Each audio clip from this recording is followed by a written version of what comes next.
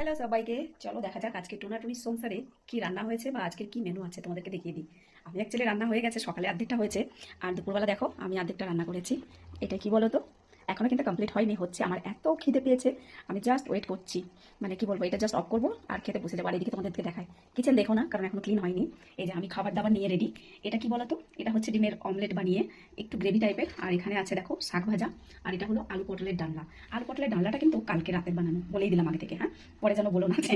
তবে হ্যাঁ, এই সবগুলো নেই, সব দেখো ফাঁকা ফাঁকা করে ফেলেছি, সব খেয়ে মানে বড়মশাইকে পাঠিয়েছি। আর ওখানে শুধু শাক ভাজাটা আছে, ভাত ভাত সব ফাঁকা। তো এটাই ছিল আজকের টোনাটুনির সংসারের রেসিপি বা আজকের মেনু। তো আমি তো এখন বাস অপেক্ষায় আছি খাবো, মানে এত খিদে পেয়েছে কি বলবো গাইজ। তো এটা অলমোস্ট হয়ে গেছে, আমি এই গ্রেভিটা অল্প একটু নেবো। এই গ্রেভিটা অ্যাকচুয়ালি কি বলো তো, এটা একটু সাউথ ইন্ডিয়ান স্টাইলের গ্রেভিটা আমি বানিয়েছি। তো এই গ্রেভিটা মানে গরম গরম অতটা ভালো লাগে না, এটা যদি একটু রেখে খাওয়া যায় তো জাস্ট দারুণ লাগে। তো যাই হোক, আমি এখন টার্ন অফ করছি। দেখো দেখে মনে হচ্ছে না খুব লোভনীয় হয়েছে। তবে হ্যাঁ, তোমরা কমেন্টে জানিও তোমাদের যদি এই রেসিপিটা দরকার হয় বা জানতে চাও, তো অবশ্যই আমি পুরো রেসিপির ভিডিওটা দেবো। তবে আমি এখন ফুল রেসিপি বানাইনি। আর কিন্তু খেতে দারুণ হয়, হ্যাঁ। এটা এই যে আমার হয়ে গেছে, একদম তেল ছেড়ে দিয়েছে। আর এই রান্নাটা খুব সহজ অ্যাকচুয়ালি, আর দারুণ হয় খেতে। তো চলো যাই হোক, আমি এখন একটু উঠিয়ে নেবো আর বাকিটা আমি ওতে ঢেলে দেবো। তো 2 মিনিট তোমরা দাঁড়াও, আমি জাস্ট সিট করে নিই। তো চলো, আমার তো নেওয়া হয়ে গেছে, এবার যাওয়া যাক খেতে। আমি টেবিলে নিয়ে চলেও গেছি অলরেডি। এই দেখো, এটা অ্যাকচুয়ালি কালকে হাতে ওয়াশ করেছিলাম, তো ছাদে দিয়ে আসার পরে শোকায়নি। তো আমি এখন কোথায় রাখবো হ্যাঙ্গিং করে, তো এখানে রাখা রয়েছে। তো যাই হোক, এখন আমি এই যে নিয়ে চলে এসেছি, খেতে বসবো। তো অ্যাকচুয়ালি আমি এরকম খেতে খেতে না ভিডিও বানাই না। তো যাই হোক, এই প্রথমবার খেতে খেতে আমি একটু ভিডিও বানাচ্ছি। জানি না তোমাদের কেমন লাগবে। তো বাট পুরো রান্নার যদি রেসিপিগুলো তোমাদের চাই, অবশ্যই তোমরা বলতে পারো, ঠিক আছে। আমি নিশ্চয়ই কমেন্ট, মানে আমি পুরো রেসিপিগুলো দিয়ে দেবো। তো প্রথমে কী দিয়ে খাবো, আমি প্রথমে আজকে শাক ভাজাটা দিয়ে খেয়ে দেখি। শাক ভাজা তো খুবই ভালো লাগে, এটা অ্যাকচুয়ালি নোটের শাক। আমি খেতে গেলে আমার পাতে চুল পড়বেই পড়বেই, এরকম কার কার সাথে হয়। এত দেখে শুনে নিজে বানাবো, কিন্তু হবেই। তো যাই হোক, পুরোটা খেতে গেলে তো ভিডিওটা অনেক বড় হয়ে যাবে, তো আমি অল্প একটু করে খেয়ে তোমাদেরকে বলছি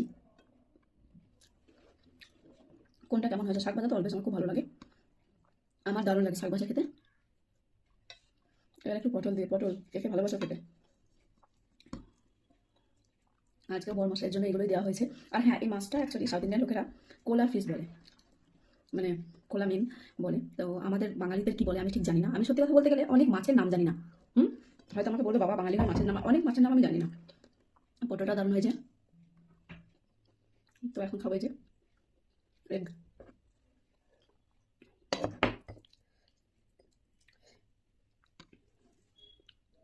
হুম, এটা আবার আরও দারুণ হয়েছে খেতে, আমার খুব ভালো লাগে। তবে হ্যাঁ, আমি যখন এই আন্ডা মানে এগের অমলেট করে ঝোলটা বানাতাম, তখন না আমি বড়ার ভিতরে পেঁয়াজ রসুনটা মানে পেঁয়াজটা দিতাম না, প্লেন ডিমটা বানিয়ে মানে অমলেটটা প্লেন বানিয়ে করতাম।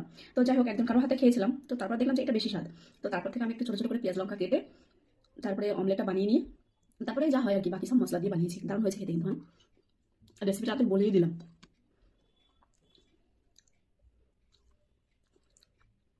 চলো একটুখানি ফিশটা খেয়ে দেখি। এটা কিন্তু একটু ঠান্ডা হলে, যত ঠান্ডা হবে তত খেতে ভালো লাগবে। তো যাই হোক, গরম গরমই খাচ্ছি আমি একটু। ফিশটা খুব সুন্দর সিদ্ধ হয়েছে। আরে হ্যাঁ, এই ফিশটা না কাঁচাই অ্যাকচুয়ালি বানায়, কোনো ভেজে টেজে নয়। বা গরম খেতে গিয়ে হাত পুড়ে গেল। তো এটা অ্যাকচুয়ালি কাঁচায় দেয়। তো আমার অ্যাকচুয়ালি এই কারণেই বেশি ভালো লাগে, কারণ মাছ ভাজতে গেলে আমার ভীষণ প্রবলেম হয়। এক তো আমি নিজে পুড়ে মরি, ছিটকে যায় প্রচুর। আর মাছ ভাজতে গেলে আমার সাথে মাছ প্রচণ্ডভাবে ভেঙে যায়। তো যাই হোক, আমার জন্য এরকমটা ভীষণ ইজি, মানে কাঁচা ভাপা কাঁচা টাইপের রান্নাগুলো আমার ভীষণ ভালো লাগে। তো এতে একটু তেঁতুলও দেওয়া আছে। বাও, দারুণ হয়েছে খেতে।